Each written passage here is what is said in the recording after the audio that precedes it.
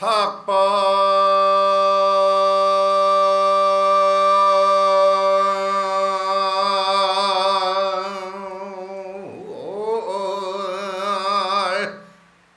인경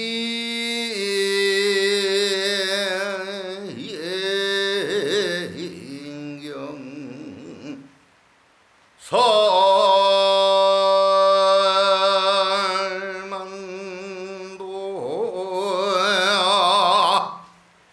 방지세월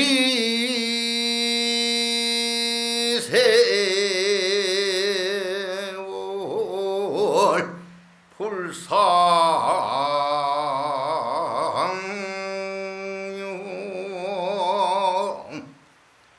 도생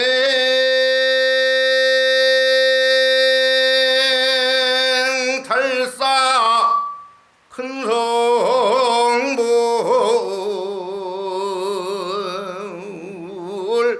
막대 명조 여조.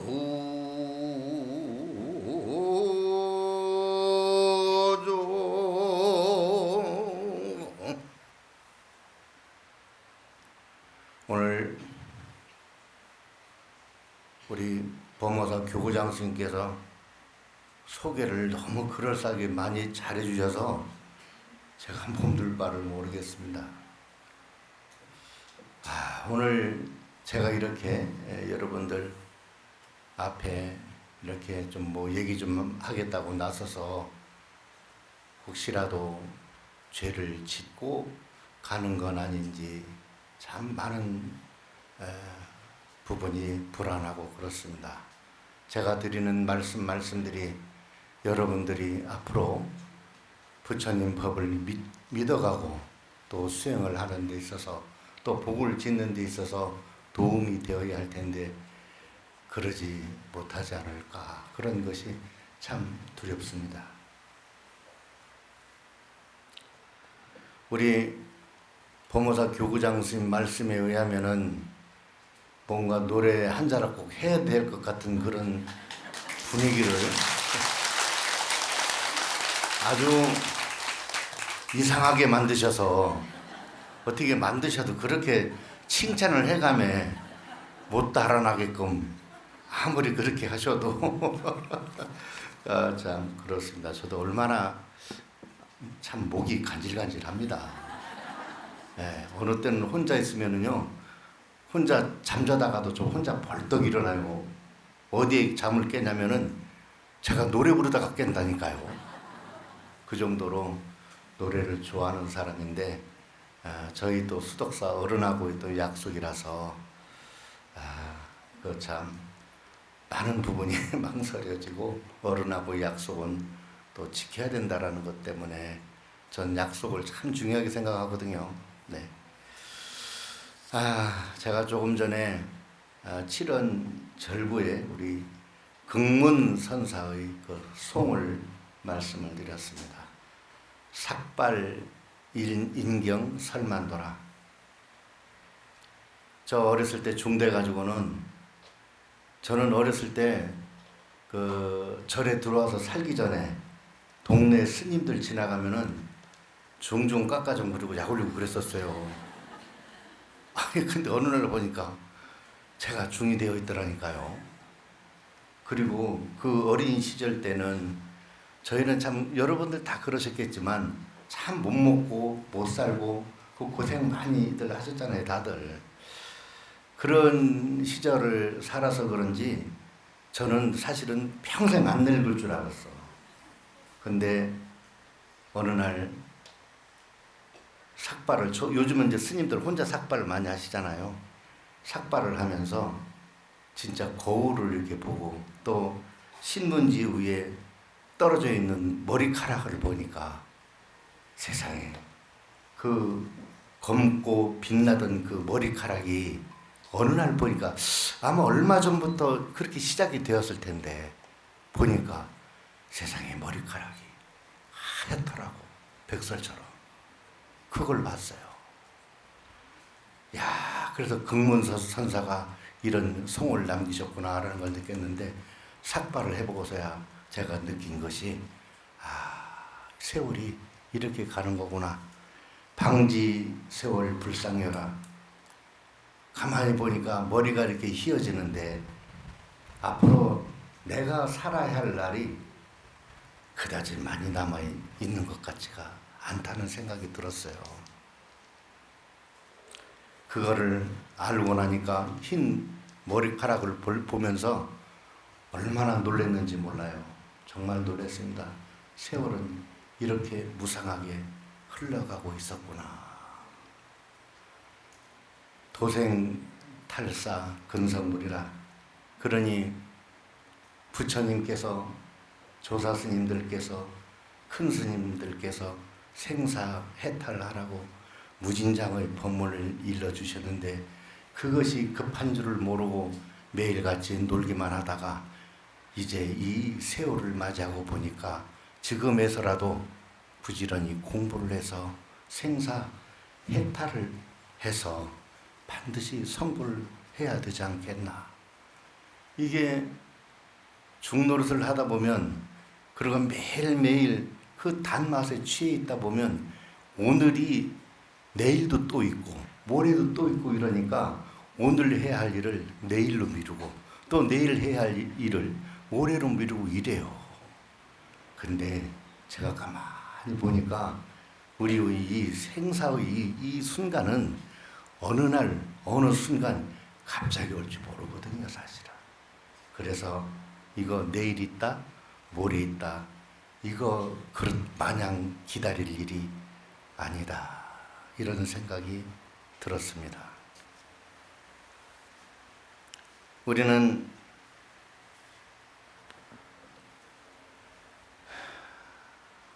수 없는 겁생으로부터 흘러와서 어느 날 모양 지을 수 없는 그런 하나의 업식으로 흐르고 굴러가고 지나가다가 어느 때 마치 바람이 지나가면서 나무를 만나면 그 나무 끝에, 솔나무 끝에 솔향기를 털어내고 그러는 것처럼 그렇게 인연이 닿아서 나라는 사람, 여러분이라는 사람 이렇게 모양 만들어져서 수억 겁의 생을 지나다가 이렇게 우연찮게 기가 막힌 인연으로 만났습니다. 그러면 금생에 우리가 해야 할 일이 무엇인가를 한번 생각해 볼 필요가 있겠습니다.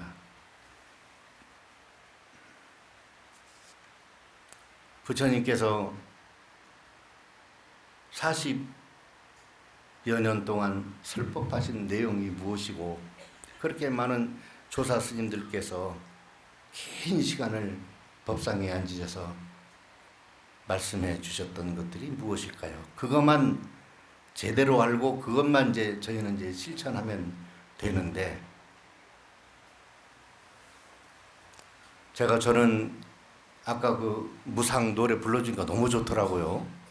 저는 제가 불러봐가지고 제가 그 무상이라는 노래를 부를 때는 그 곡이 그렇게 좋은 곡인지 몰랐어.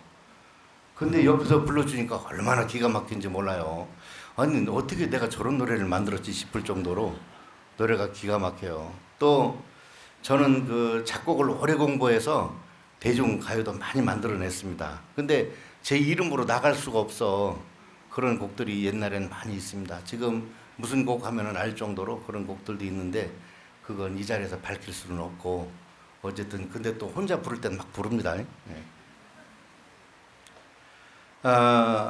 제가 왜 무상이라는 말씀을 드렸냐면, 여러분들 이 허망과 무상이라는 이 강을 건너지 않으면 도를 이룰 수가 없어. 성불을 할 수가 없어. 보세요. 이 몸이 뭘로 만들어졌지? 4대로 만들어졌죠. 4대. 4대가 뭐야? 아이고 그걸 아시네. 지수화풍 4대로 만들어졌잖아요. 요건 2년이 닿으면 어떻게 돼? 흩어지지. 그래서 허망한 거야.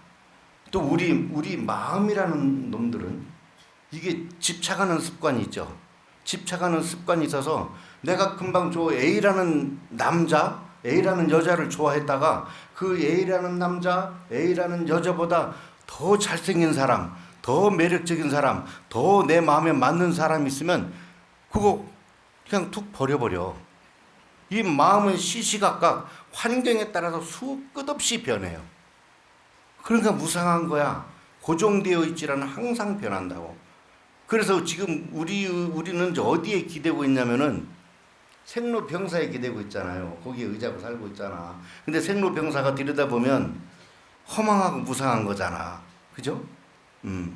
흩어져서 없어지니까 허망하고, 계속 변하니까 무상하고, 이것을 정확하게 꿰뚫고 들어가지 않고서는 부처님이 말씀하신 그 도리에 닿을 수가 없습니다.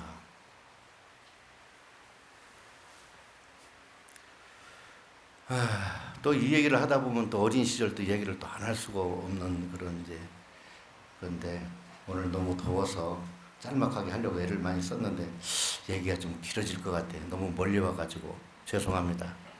땀들 좀 흘리서 있어도 좀 땀 엄청 나가지고.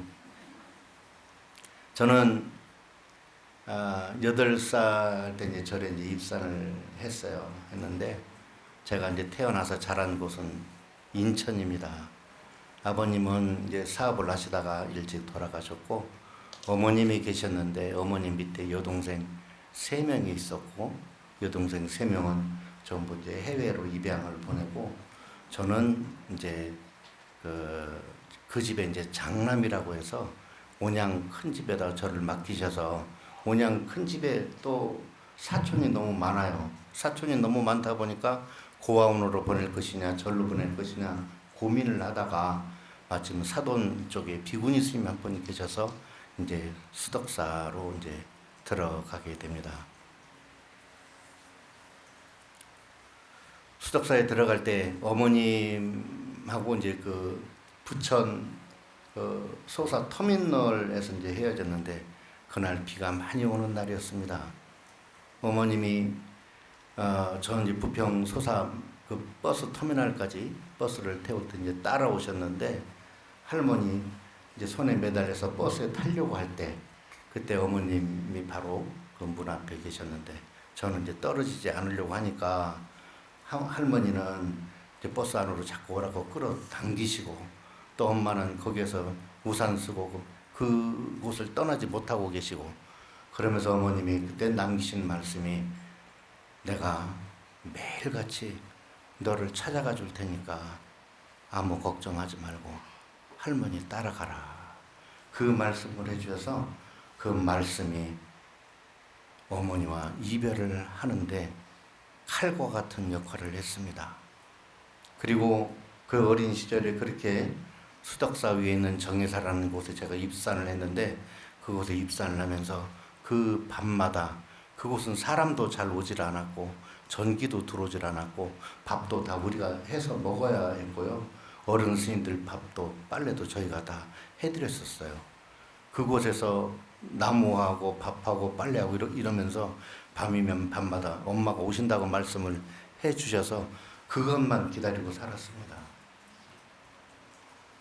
근데 그 어머니가 지금까지도 제가 뵙지를 못했으니까 그리고 꽤 오래전에 어머님이 돌아가셨다는 말씀을 듣게 되었는데 그 어머님에 대한 그리움, 원망 이런 것들 말이죠.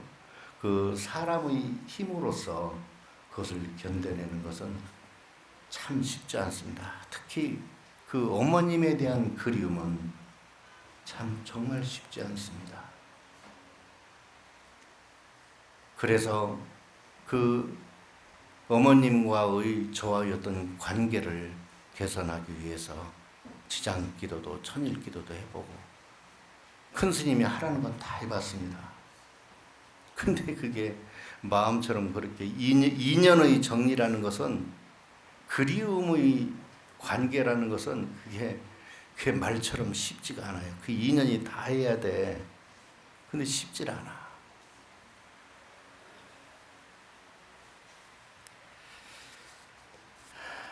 어느 날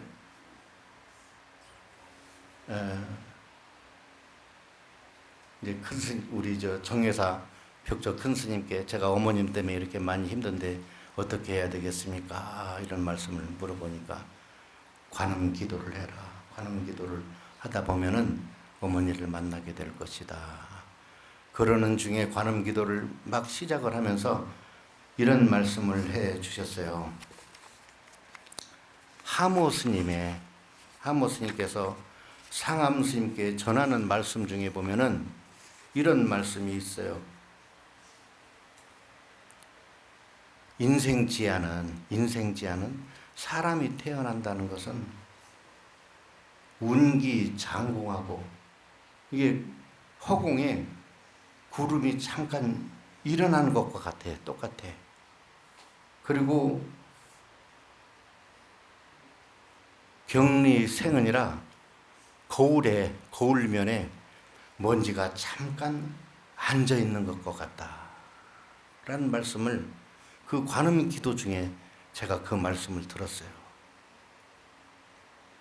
그리고 나서 또 이별이라는 건, 죽는다는 것은 무엇이냐, 없어진다는 건 무엇이냐, 이 말씀을 또 해 주셨는데,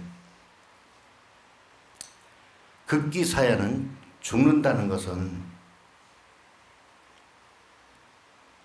운산장공하고 이 허공에, 긴 허공에, 끝없는 허공에 구름이 흩어지는 것과 같다. 또한 흔진경중이라, 아까 그 거울에 앉아있던 먼지가 사라지는 것과 같다. 그때는 기도하지 않을 때는 이 말씀이 잘 와닿질 않았었어요. 이런 말씀들이. 근데 어머님이 간절히 보고 싶다라는 그 기도에 매달리면서 관세음보살 기도를 하다 보니까 이 말씀이 어느 날 갑자기 그냥 확 쳐들어오더라고. 응? 기도를 안 하면 이 말씀이 오지를 않아. 그냥 어머님이 보고 싶다는 그 일념 하나로 관세음보살 기도를 하다 보니까 이 말씀이 얼마나 기가 막히게 쳐들어오는지 몰라. 이게 만약에 자동차였다면은 여기에 제가 치였으면 바로 죽었을 거야. 그 정도로 와닿았습니다. 가만히 생각해 보십시오. 지금 여러분 앞에 법문을 하겠다고 앉아있는 그리고 저희 법문을 듣겠다고 제 앞에 앉아 계신 여러분들, 참 기가 막힌 인연으로 이렇게 서로 앉아서 만나 이런 이야기를 나누고 있는데, 부처님 법을 이야기를 하고 있는데, 지금 이 인연이 얼마나 소중한지를 우리는 지금 잘 모르고 있다고. 억겁 생겁을 지나도 이렇게 인연이 되어서 부처님 법을 함께 이야기하기란 정말 쉽지 않습니다. 이렇게 기가 막힌 인연을 만났을 때 여러분, 이것이 내가 이 생사윤회로부터 벗어날 수 있는 길이구나. 그동안 내가 수없이 아픔을 겪어오고 앞으로도 겪어야 되고 또 앞으로도 또 누군가가 그 아픔을 겪어야 되고, 이러한 모든 이 생사의 윤회로부터 벗어날 수 있는 유일한 기회가 지금 내가 이렇게 부처님 법을 만나고 있을 때구나. 이걸 빨리 깨우치셔야 됩니다. 이걸 빨리 깨우치셔야 돼. 여러분들 홍수가 져가지고 강물에 빠져가지고 둥둥 떠내려가 보세요. 목숨이 곧 죽을 지경이면은 지푸라기라도 잡고 죽은 쥐라도 잡고 아무 소용없는 집신이라도 잡게 돼 있어 살려고. 우리가 사실은 강물에 다 떠내려가고 있는 그런 곧 죽기 일보 직전의 중생들이에요. 뭐라도 잡아야 돼. 집신 아니라 무슨 정말 끈앞이라도. 근데 그걸 잡으려고 하면 살아. 그걸 포기하면 안 됩니다. 지장보살 기도하시는 분들은 지장기도를 하시고, 관세음보살 기도하는 분들은 관세음보살을 하시고, 연불이 필요 없다라고 생각하시는 분들은 참선 공부 열심히 하시고, 주력 공부가 최고라고 생각하는 분들은 주력 공부에 빠지셔야 돼.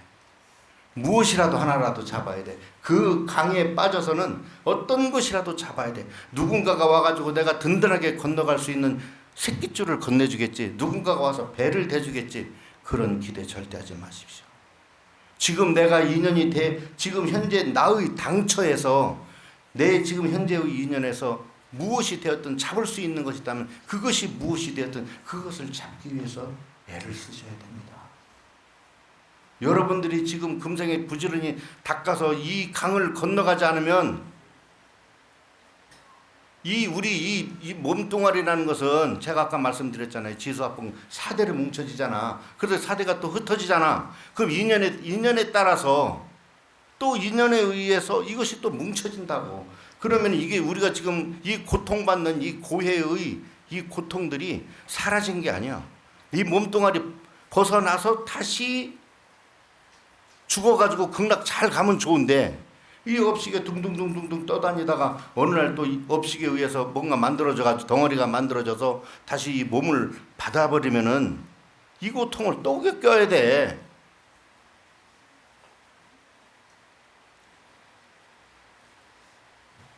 맨날 이별하고, 이별도 보통 우리가 하고 있는 이별들이 어떤 이별들인지 여러분들 아십니까? 사실은 생이별이야 전부. 어? 내가 좋아서 보내는 사람이 있어요?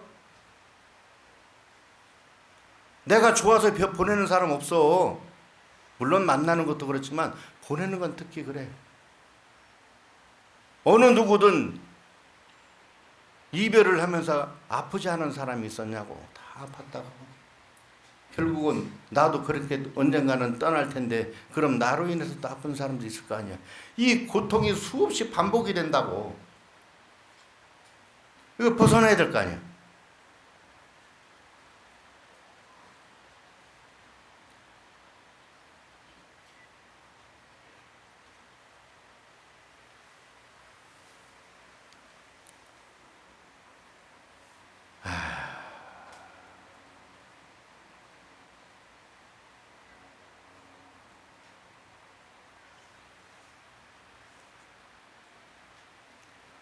그래서 저는 그렇게 관세음보살 기도 정근 중에 하모 스님의 이 개송 말씀을 듣고,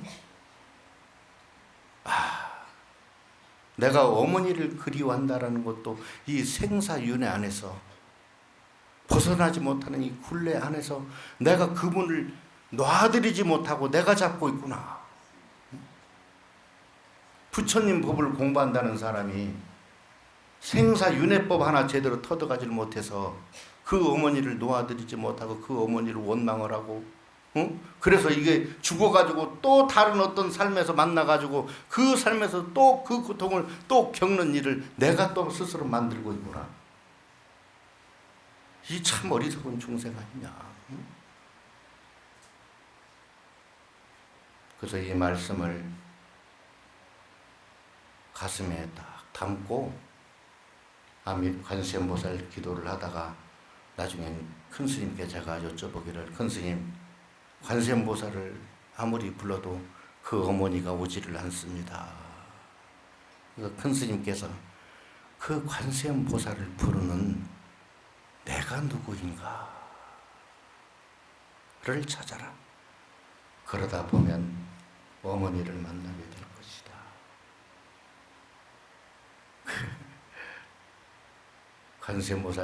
관세음보살을 부르는 나는 누구인가를 계속 찾다 보니까 우주법계에 어머님이 충만해 계시더라고요. 인연으로만 만나는 어머니는 아주 조그마한 어머니예요. 인연으로만 미워하고 그리워하는 어머니는 아주 조그마한 어머니야. 그 어머니는 세세생생 몸을 끝없이 바꿔도 나를 결코 버리지 않으십니다. 나를 결코 잊지 않으십니다. 그걸 알았어요. 내가 아무리 이별을 하고 싶어도 이별을 할 수 없는 곳에 계신 게 어머니야. 내가 아무리 부처님을 멀리하고 싶어도, 아무리 관세음보살님을 멀리하고 싶어도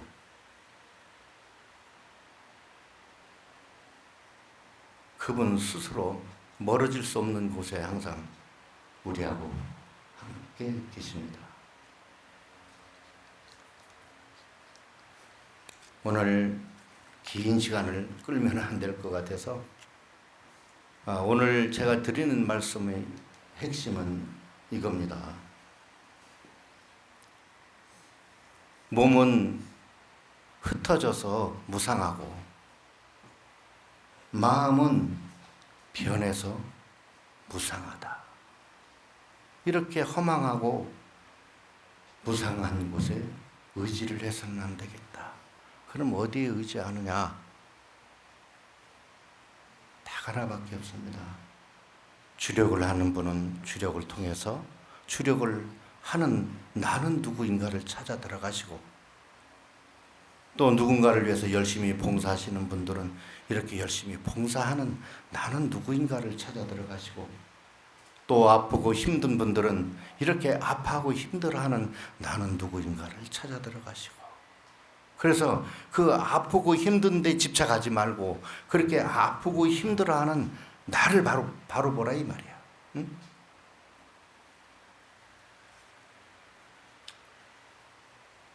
우리는 항상 육적에 썩어가지고 그 육적으로부터 육적이라는 그 도둑놈으로부터 항상 매 죽을 때까지 사기를 당할 거야. 응? 그 육적이 뭐요? 눈으로 보고 좋은 거 있으면 행복해. 근데 눈으로 보고 안 좋은 거 있으면 불행해지잖아요. 귀로도 그래. 좋은 소리만 들으려고 그래. 응? 입으로도 전부 좋은 것만 먹으려고 그러고, 이 몸도 이거 썩어 없어지면 맨 고름투성이 이 몸뚱아리에다 뭐 이렇게 치장한다고 애들 많이 쓰고 있는데, 이놈은 이 몸이 또 요구하는 것이 얼마나 많은지 몰라. 그러다 보면 나중에 누가 누군지 몰라요. 주인공이. 이건 다 없어지는 것들이야. 흩어지고 변하는 것들이에요.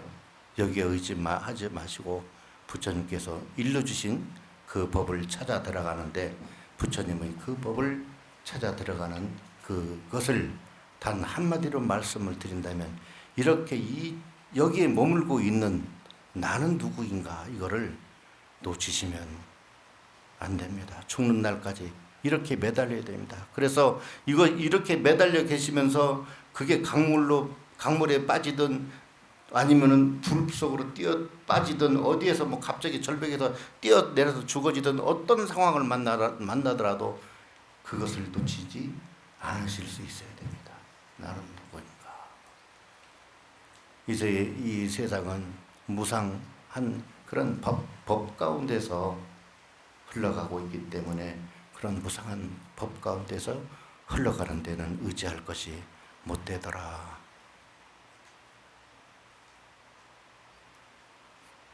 영원히 무상하지 않은 나를 만나야 되는데, 그 무상하지 않은 나를 만나기 위해서 어떻게 할 것인가, 그 고민거리를 제가 그 고민을 해결하는 방법을 일러드린 겁니다. 이제 고민을 해결하는 것은 여러분들의 몫이에요. 이런 법문 끝없이 많이 들으셨겠지만 굉장히 중요한 말씀이기 때문에 끝없이 반복해서 말씀드리는 거예요. 정말 중요한 겁니다. 생사를 해탈하지 못하면 아무 소용없어. 그것 가지고 복이라는 것도 생사 윤회 안에서 받는 복이기 때문에 아무 소용없어. 내가 그 복을 받으면 누군가는 손해를 봐야 돼. 그거 잘 아셔야 돼요. 응? 내가 먼저 주지 않으면은, 내가 먼저 주는 것은 그 생사로부터 벗어날 수 있는 길이 생기는 건데, 내가 받고자 하면 누군가가 손해를 봐야 되고 그 생사의 윤회로부터 벗어날 수 있는 길이 멀어진다고. 그러니까 윤회 안에서 주고받는 것은 아무 득이 안 되는 거예요. 그러니까 윤회로부터 벗어나는 그 길을 찾아가는 그런 훌륭한 불자님들이 되시길 바라겠습니다. 오늘 노래 하지 말라고 방장님께서 말씀을 하셨는데, 저는 요즘 그 목탁새라는 노래를 좋아해서 마지막 그 구절이 조금 날아라 날아라 나도 한번 날아보자 이런 그 구절이 있어요. 그래서 그거를 마지막 개송 삼아서 노래를 그걸 살짝 불러드리고 내려가도록 하겠습니다.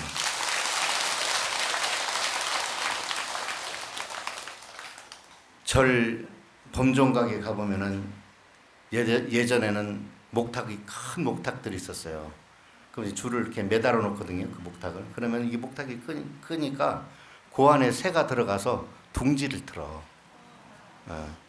근데 마침 이 노래 그 곡을 지으신 스님께서 정다운 스님이라는 분인데, 요 목탁 안에 둥지를 틀고 살던 새들이 막 종소리 치고 이러면은 그 목탁에서 나와서 포로록 날아가지고 미륵불을 이제 어깨 위로 올라가고 그런 걸 이제 보면서 이제 그 노래 말을 지으신 겁니다. 근데 그렇다라는 걸 알고 날아라 이러면은 그 새가 그 목탁 안에서 나와가지고 저 미륵불 부처님 어깨 위에 안고 있구나 이렇게 생각하시면 됩니다. 우리는 그렇게 못 날잖아요, 그죠? 우리도 한번 날아보자고 마지막 한번 불러드려 볼게요. 물 좀 마셔야지. 몇 시나 됐어요? 시간이 얼마나 됐어? 제가 40분 떠들었어요? 우리절 범종각에 목을 매단 빈 목탁에 철 따라 날아와서 둥지 트는 목탁새야 108번 내 물어다가 쪼고 쪼아 만든 염주 미륵석불 어깨 위에 나래 펴고 주저앉아 날아라 날아라 이쁜 새야 날아라.